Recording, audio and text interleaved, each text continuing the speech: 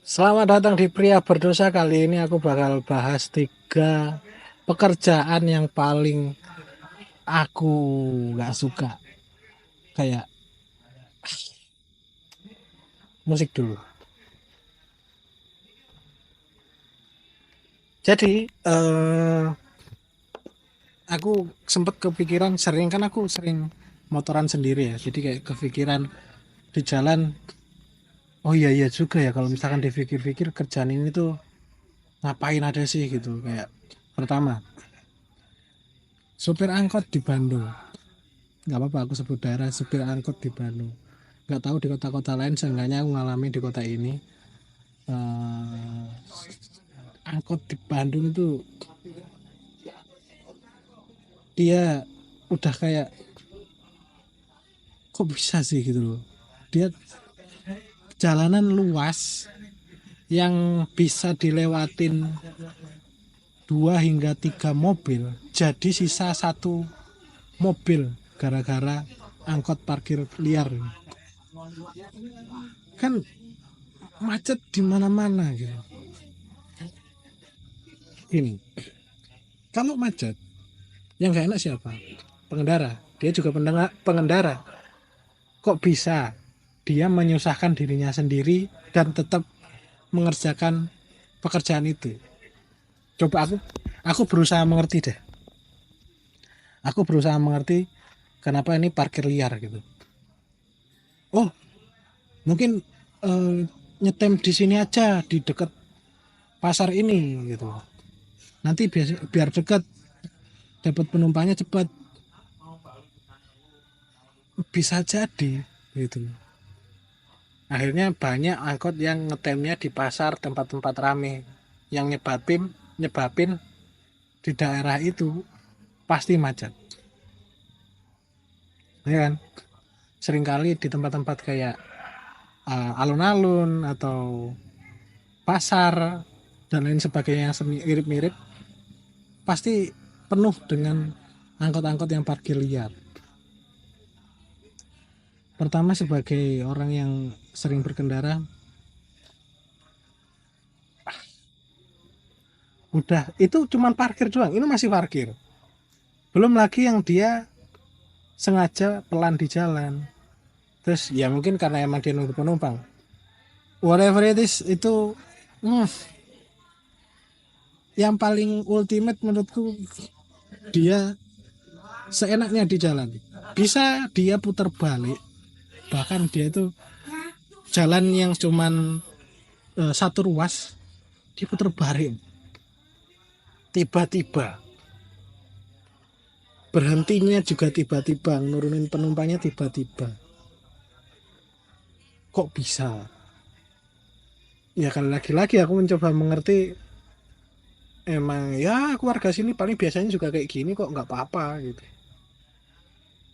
Apakah nggak ada di pikiran mereka itu kayak, oh kayak gini nggak enak loh kalau misalkan nanti pengunjung lain kayak gimana? Nggak pikirin gitu kah? Aku nggak tahu. Cuman itu pekerjaan top 3 yang aku nggak suka. Yang pertama itu. Yang kedua, ini deh, tukang ngamen. Tukang ngamen di sini yang aku maksud tukang ngamen yang ganggu berlebihan. Ya aku pernah ketemu tukang ngamen di Jawa Timur, di salah satu tempat pariwisata gitu, di WBL atau nggak salah. Jadi ada tukang ngamen di situ. Real dia dateng ngamen bawa kayak gitar gitu, terus di tempat kayak gitu dia buka covernya gitar buat covernya biola buat tempat uang. Bagus, Pak. Bagus. Maksudku apa ya, dengan orang yang ngamen kayak gitu aku rela ngasih 20.000 secara cuma-cuma gitu. Rela aku karena aku emang terhibur gitu. Bagus. Yang bahkan rela ketika aku main HP. Apa itu gitu.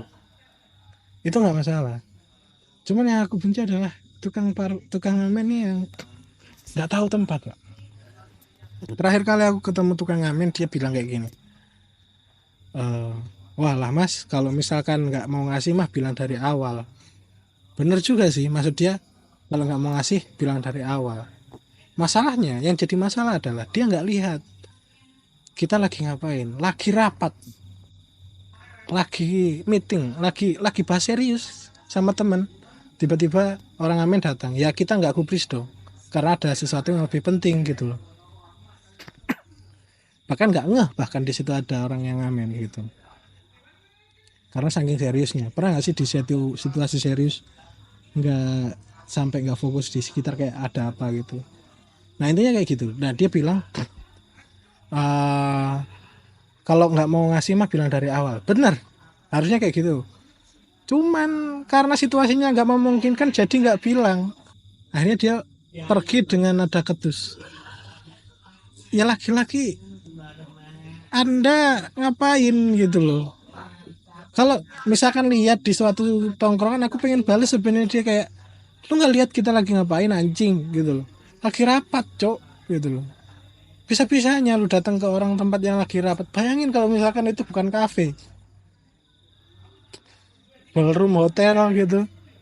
Dia tiba-tiba naik lift ke orang-orang yang banyak gerumpul di lantai paling atas, biasanya ballroom. Ada ruangan di sana. Datang tiba-tiba gitar. Apa nggak dipukul? Iya, udah berlebihan maksudku. Tahu tempat juga. Kalau kamu mengharapkan orang lain mengerti kamu, ya kamu harus mengerti orang lain itu dulu gitu. Maksudku itu. Jangan kamu berharap di mengerti ketika kamu nggak mencoba mengerti orang lain. Itu aku nggak suka. Yang terakhir, ultimate yang pernah aku bahas di episode sebelumnya, tukang sebelumnya sebelum ke pekerjaan yang ketiga, aku terakhir sempat juga lihat nih tukang ngamen dia pakai gitar, pakai QRIS pak, udah nggak menyisakan space buat kita nggak ngasih gitu. Pertama kali kalau misalkan nggak ada uang udah nggak ngasih, terus kemudian ada kalau misalkan ngamen nggak ada uang bisa kasih sebatang rokok, pasti tahu kan, ngasih sebatang rokok gitu. Bayangin sekarang ada QRIS itu, udah nggak ada alasan pak. Loh ngopi bisa, bayar apa? QRIS, duit pun tek mas. Loh makin bingung lagi, bukannya tinggal scan doang selesai. QRIS ada sisi baik, ada sisi buruknya. Sisi buruknya dibuat untuk memaksa keadaan di mana itu nggak seharusnya buat bisa nggak usah ngasih.